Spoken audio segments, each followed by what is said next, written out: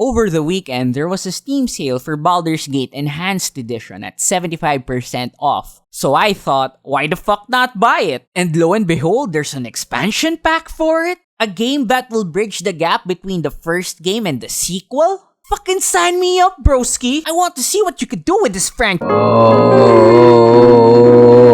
The game has a negative reaction from a number of fans. And games journalism spun this due to players' non-acceptance of a trans character in the game, Mizena. Don't pay attention to the multiplayer breaking glitches, game-breaking bugs, and shitty writing in general.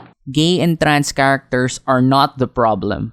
Poor writing is, especially if you use poor writing to push an agenda, forgetting the world and its setting, which is a perfect segue for...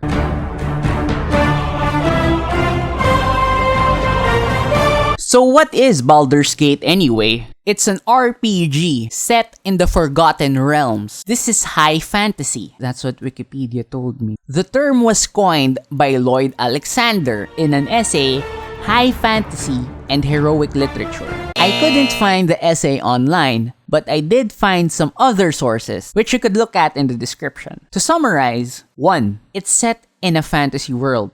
Instead of the primary world, we have the secondary world, which is inhabited by humans, elves, half-elves, orcs. That's not right! Half-orcs, goblins, half-goblins, and so on. 2. There's an epic quest to save the world. But the reasons for saving the world are personal. In Baldur's Gate 1, you have to defeat Sarevok since he wants to plunge the Sword Coast into chaos and seize power for himself. But the reason you want him dead is that he killed your stepdad and he keeps sending assassins after you. In Baldur's Gate 2, you have to defeat John Irenicus, who's poised to destroy the city of the elves. But the reason you want him dead is that this fucker tortured you, killed your friends, and stole your divine spark to power his body. 3. Magic is common knowledge. With some effort, you could buy spell scrolls from mages, or get healing and other services in a temple. So how does Mizena fit into all of this? Does she even fit in at all? So when you see Mizena, her options when you encounter her are the Lord of Battles? That's a nice name. I never heard of that before. Give me potions. Bye. Out of all these options, 2 is the most out of place. Why would the name be interesting? By this point, you have encountered names like Shartil, San, Durlag, Zar, Ajantis, Sarevok, Dynahir, Baloth, Baratil, Driss du Erden, and Biff, the understudy. The game wants you to believe that your character suddenly stopped to wonder about the name. But how come asking about Tempest isn't weird, bruh? Asking about Tempest contributes to the setting. He's a god of battle and military might in Faerun. Asking her name doesn't contribute to the lore. It comes out of nowhere and adds nothing to the story. It just breaks immersion. For the sake of argument, let's say that this doesn't break immersion. When I was born, my parents thought me a boy and raised me as such. In time, we all came to understand I was truly a woman. I created my new name from syllables of different languages.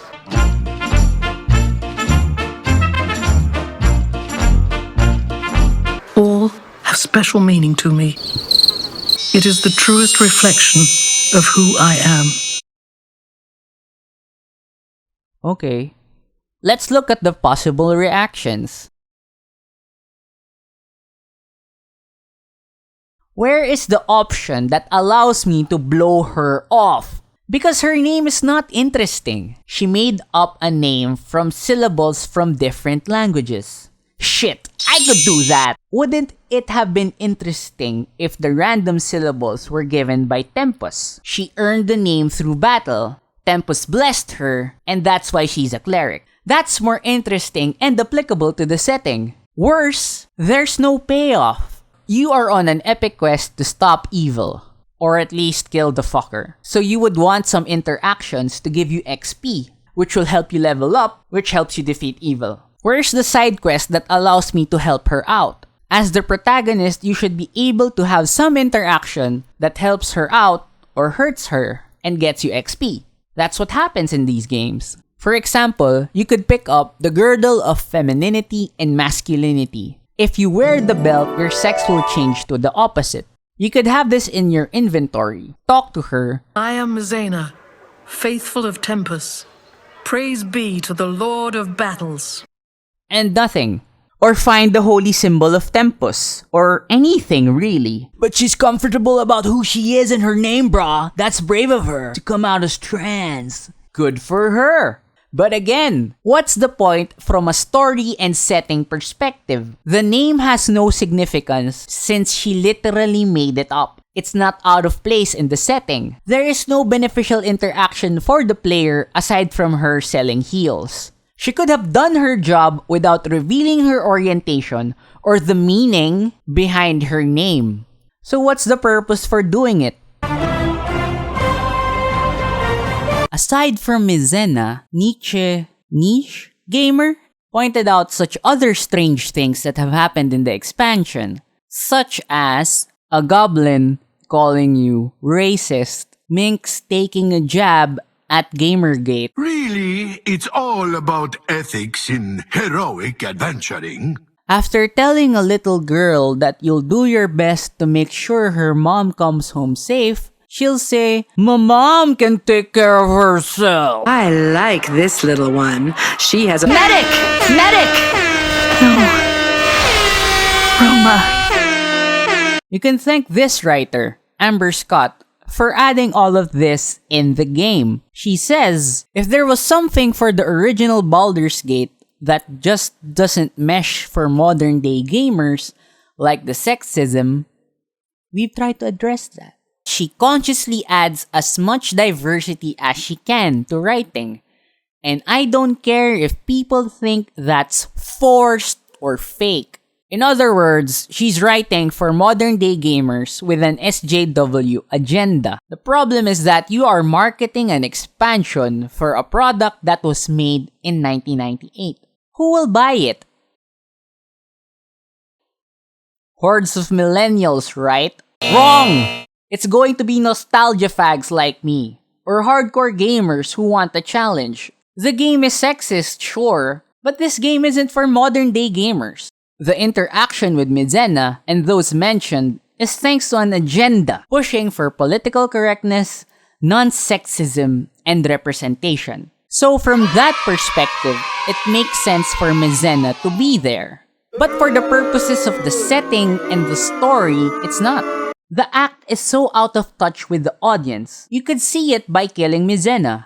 The thought that people would react so negatively to such a sloppy, uninteresting, ham-fisted character never crossed their mind. So they never bothered to program people to react when you're killing her.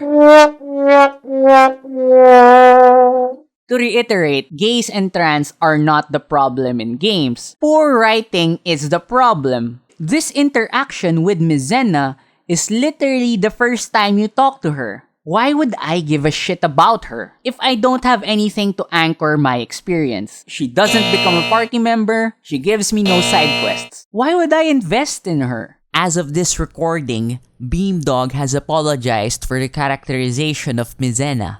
But if their end goal is Baldur's Gate 3, I have no confidence in that product if these writers are going to do it. This is a game with a specific target audience. If you fail to tickle our funny bone, you got a product that no one will buy. Oh wait, maybe this guy will buy it.